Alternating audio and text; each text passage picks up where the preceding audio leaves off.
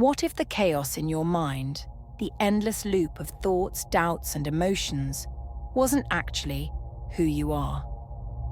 What if all the noise you've been identifying with is just an elaborate illusion created by the ego? That might sound strange, but stay with me.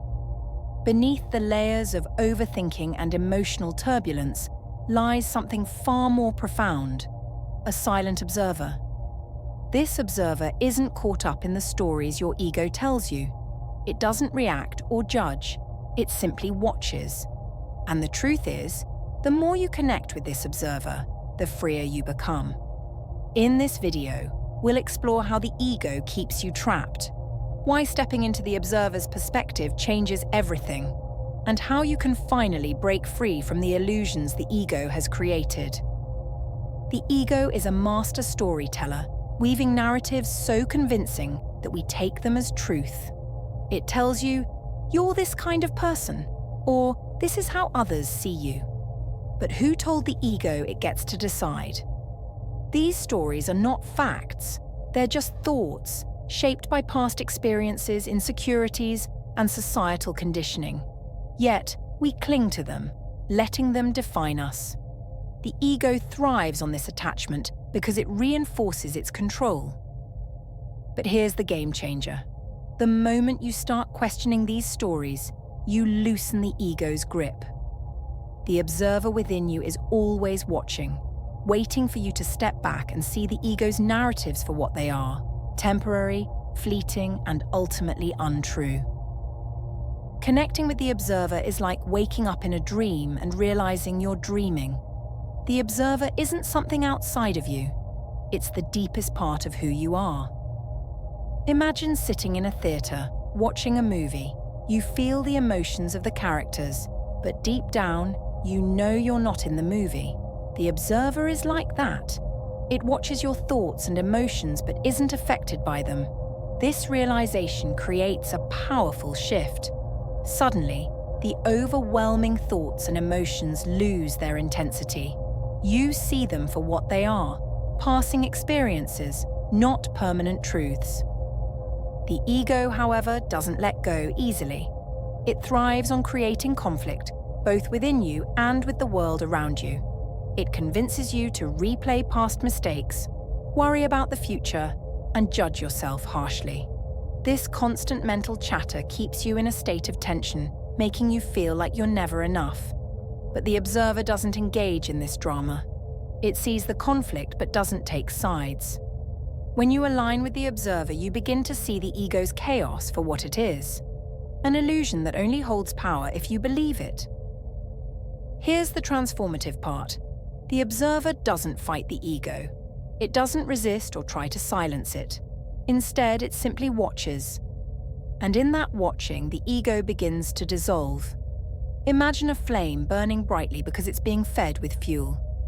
The moment you stop feeding the flame, it starts to fade. The same is true for the ego. Its power comes from your attention and identification. When you stop feeding it with judgment, fear, or attachment, it loses its strength. The observer is like the vast sky, unbothered by the clouds that pass through it. The clouds may come and go, but the sky remains untouched.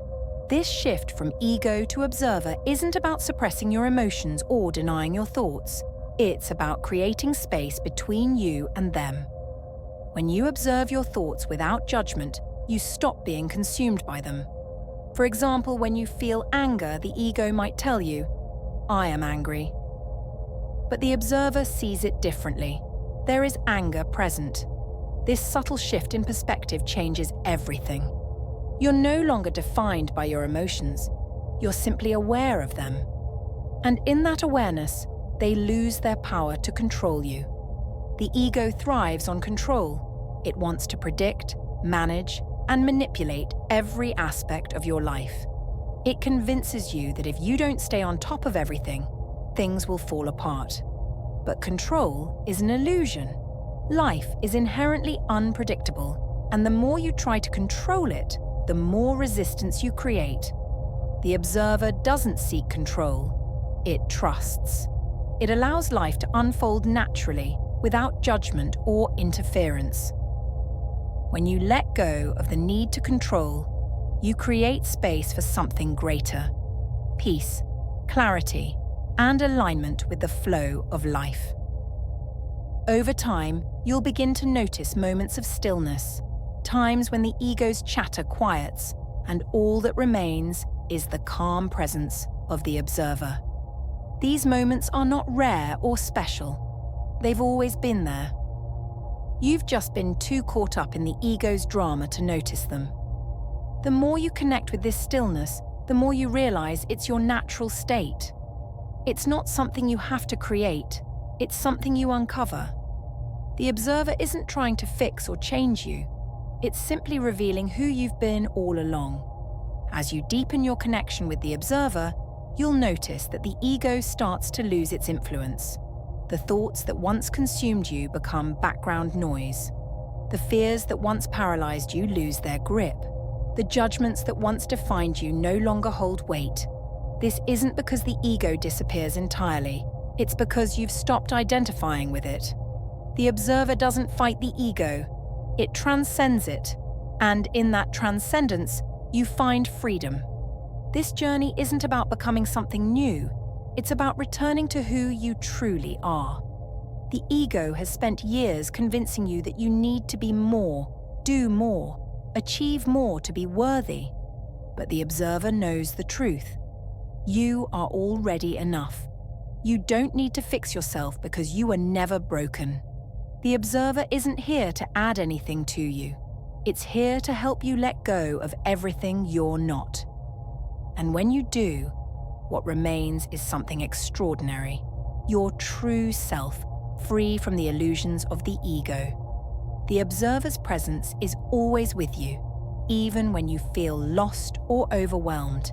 It's the steady ground beneath the shifting sands of your thoughts and emotions. The more you connect with it, the more you realize that peace, clarity, and freedom are not things you need to search for. They're already within you.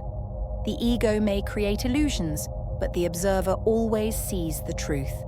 And the truth is, you are so much more than the stories your mind tells you. You are the awareness behind it all. The ego operates like a shapeshifter, constantly adapting to maintain control over your thoughts and emotions. One moment, it's your inner critic telling you that you're not good enough. The next, it's your defender, justifying actions you're unsure about. The ego's flexibility makes it hard to pin down, but that's also its weakness.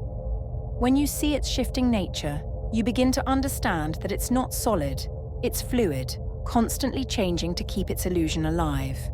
The observer, in contrast, is steady, unwavering. It doesn't play roles or change masks. When you connect with this unshakable part of yourself, the ego's tricks lose their power and its grip begins to loosen. Have you ever noticed how the ego thrives on drama? It's like a director, constantly creating conflicts and storylines to keep you engaged. It turns small inconveniences into major crises and whispers worst-case scenarios into your mind. The observer doesn't engage in this drama. It sees the story unfolding but doesn't get caught up in it. Imagine watching a movie. You feel the emotions of the characters, but deep down, you know it's just a story. The observer treats the ego's dramas the same way. It watches, it understands, but it doesn't react. This detachment gives you the power to step back and stop feeding the drama, leaving the ego to collapse under its own weight. The ego loves to attach itself to achievements. It tells you that your worth is tied to what you accomplish or how others perceive you. This creates a constant cycle of striving, chasing goals, reaching them, and immediately setting new ones. But what happens when you don't achieve something? The ego turns on you, fueling feelings of failure and self-doubt. The observer, however, doesn't measure worth by achievements. It knows that your value isn't tied to external outcomes. By stepping into the observer's perspective, you free yourself from the pressure of constantly proving your worth and begin to experience life as it is, not as the ego demands it to be. Fear is one of the ego's favorite tools. It uses fear to keep you small, to stop you from taking risks or stepping out of your comfort zone. Fear convinces you that the unknown is dangerous, that staying where you are is safer. But the observer doesn't fear the unknown. It sees it as an open field of possibilities, a space where growth and transformation happen. When you face fear from the observer's perspective, it becomes less overwhelming. It's no longer a wall blocking your path, but a signal that you're on the edge of something new and important. The ego also has a strange relationship with time. It keeps you trapped in the past, replaying mistakes and regrets, or projecting into the future, worrying about things that haven't even happened. This obsession with time disconnects you from the present moment, the only place where life truly exists. The observer lives fully in the now. It doesn't dwell on the past or fret about the future.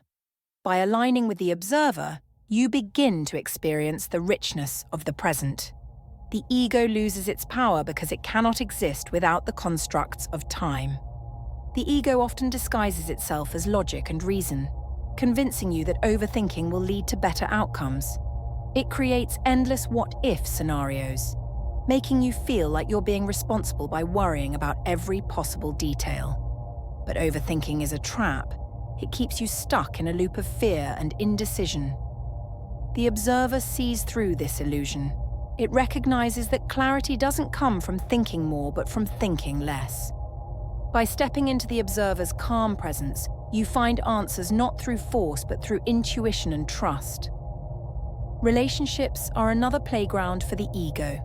It thrives on creating expectations, judgments, and comparisons. They should have done this. Why don't they see my perspective? The ego turns relationships into battlegrounds, where connection is replaced by competition. The observer, however, sees relationships differently. It understands that others are not opponents or obstacles, but mirrors, reflecting parts of yourself that need healing. By observing rather than reacting, you create space for empathy, understanding, and deeper connection. The ego's conflicts dissolve when met with the observer's compassion. The ego often tries to control how others perceive you. It wants to craft an image to ensure that you're seen in a certain light. This creates a constant tension, as you're always trying to manage something that's ultimately out of your hands. The observer doesn't play this game. It knows that your true self doesn't need to be proven or defended. It simply is. When you let go of the need to control how others see you, you free yourself from a burden you were never meant to carry. The ego's control weakens, and you step into a state of authentic being. The ego loves labels. It tells you, you're this kind of person, or you'll never be good at that. These labels might feel comforting because they give you a sense of identity, but they also limit you. They box you in, making you believe that change or growth isn't possible. The observer sees beyond labels. It recognizes that you're not defined by any single trait or belief. You are infinite potential, constantly evolving. By stepping into this perspective, you break free from the ego's constraints and open yourself to a world of possibilities. The ego's final illusion is the belief that it's necessary, that without it you'd be lost or powerless. But the truth is, the ego is a tool, not a master. It's meant to help you navigate the physical world, not define who you are. The observer knows this. It doesn't seek to destroy the ego, but to put it in its rightful place. When the observer takes the lead, the ego becomes a servant rather than a ruler. This shift transforms your entire experience of life. You're no longer driven by fear, comparison, or control. Instead, you live with clarity, peace, and a sense of freedom that the ego could never provide. Thank you for watching. If this message resonated with you, let me know in the comments. I'd love to hear your thoughts. Don't forget to like and subscribe to stay connected, and as always, see you in the next one.